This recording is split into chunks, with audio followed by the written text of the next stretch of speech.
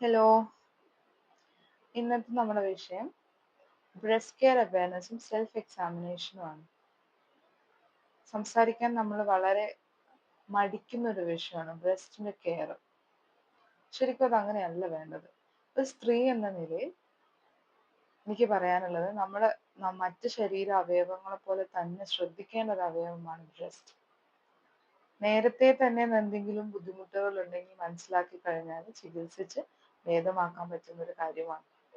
എന്തെങ്കിലും ഒരു ബുദ്ധിമുട്ടുണ്ടെങ്കിൽ അപ്പൊ സെൽഫ് എക്സാമിനേഷൻ സ്വയം നമ്മൾ അതിനെ നോക്കുന്നത് വളരെ നല്ലൊരു കാര്യമായിട്ടാണ് എനിക്ക് പറയാനുള്ളത്.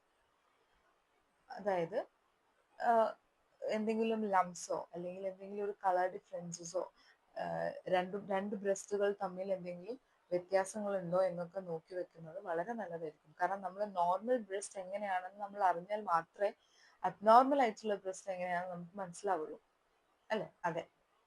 ഇനി 40 വയസ്സ് കഴിഞ്ഞ സ്ത്രീകളാണെങ്കിൽ സെൽഫ് കെയറിൻ്റെ ഒപ്പം റെഗുലർ ചെക്കപ്സും നല്ലതായിരിക്കും, എന്തെങ്കിലും സംശയം ഉണ്ടെങ്കിൽ പ്രത്യേകിച്ച്. ഇനി സെൽഫ് എക്സാമിനേഷൻ എങ്ങനെയാണെന്ന് വെച്ച് കഴിഞ്ഞാൽ മറ്റാരുടെയും സഹായം വേണ്ട. പേര് സെൽഫ് എക്സാം എന്ന് പറയുമ്പോൾ തന്നെ സ്വയം പരിശോധിക്കുന്നതാണല്ലോ. ഒരു കണ്ണാടിന്റെ മുന്നിൽ പോയി നിന്നിട്ട് ചെയ്യാവുന്നതേ ഉള്ളൂ. വളരെ സിമ്പിളാണ്. നിങ്ങൾ ചെയ്തു നോക്കുകയാണെങ്കിൽ good for your health. As a lady, as a woman, as a doctor, എനിക്ക് അത്രേ നിങ്ങളോട് പറയാനുള്ളത്. ഇനി അതിന്റെ സ്റ്റെപ്സ് എങ്ങനെയാണെന്ന് നോക്കാം. ഓക്കെ, ആദ്യം ഒരു കണ്ണാടിയുടെ മുന്നിൽ പോയി നിൽക്കുക. എന്നിട്ട് കൈ ഹിപ്സിൽ, അതായത് നമ്മൾ ഹിപ്പിൽ വെക്കുക. എന്നിട്ട് എന്തെങ്കിലും റെഡ്നെസ്സോ സ്വെല്ലിങ്ങോ അല്ലെങ്കിൽ എന്തെങ്കിലും വ്യത്യാസം രണ്ട് നിപ്പിൾസ് തമ്മിലുണ്ടോ, നിപ്പിൾസിന് എന്തെങ്കിലും ഇൻവേർഷൻ ഉള്ളിലേക്ക് കയറി പോവുക അല്ലെങ്കിൽ എന്തെങ്കിലും ഡിസ്ചാർജ് വരുന്നുണ്ടോ, അങ്ങനെയൊക്കെ നോക്കുക. രണ്ടാമത്തത്, കൈ പൊക്കി പിടിക്കുക, റേസ് ദ ഹാൻഡ്.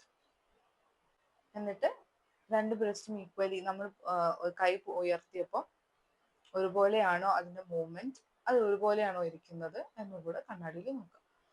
മൂന്നാമത്തത്, ഫീൽ ചെയ്തിട്ട്, അതായത് എന്തെങ്കിലും ലംസോ എന്തെങ്കിലും ഉണ്ടോ എന്ന് തൊട്ട് പരിശോധിച്ച് നോക്കുക. നമ്മളെ നിപ്പിൾസിനെ ഇതുപോലെ തന്നെ നോക്കുന്നത്, പ്രസ് ചെയ്ത് നോക്കുന്നത്, സർക്കുലർ മോഷനിൽ തടവി നോക്കുന്നത് നല്ലതായിരിക്കും. അങ്ങനെ ചെയ്യണം. ഇനി ഈ നിന്നിട്ടുള്ളത് കഴിഞ്ഞു കഴിഞ്ഞാൽ കിടന്നിട്ടും ഇതേപോലെ, മലർന്ന് കിടന്നിട്ടും ഇതേപോലെ തന്നെ ടെസ്റ്റ് ചെയ്യാം. ആദ്യം പറഞ്ഞതുപോലെ തന്നെ കിടന്നതിന് ശേഷം സർക്കുലർ മോഷനിൽ ആദ്യം മെല്ലെ, പിന്നെ കുറച്ച് ബലം കൊടുത്ത്, പിന്നെ നല്ല ഹാർഡായിട്ട് ഫേം ആയിട്ട് പ്രസ് ചെയ്ത് നോക്കുക എന്തെങ്കിലും ലംസോ എന്തെങ്കിലും നോഡ്യൂൾസോ എന്തെങ്കിലും ഉണ്ടോ എന്നുള്ളത്. പിന്നെ എന്തെങ്കിലും ഒരു വ്യത്യാസമോ അല്ലെങ്കിൽ നിങ്ങൾക്ക് എന്തെങ്കിലും ഒരു സംശയം ആഫ്റ്റർ ദിസ് എക്സാമിനേഷൻ തോന്നുവാണെങ്കിൽ എന്തായാലും നിങ്ങളൊരു ഡോക്ടറെ കാണിക്കണം, ഒരു ഗൈനക്കോളജിസ്റ്റിനെ തന്നെ പോയി കാണിക്കണം. അപ്പൊ ഇന്നത്തേക്ക് ഇത്രേ ഉള്ളൂ. ഈ വീഡിയോ നിങ്ങൾക്ക് ഉപകാരമായി എന്ന് വിചാരിക്കുന്നു. Until we see you for the next video, bye.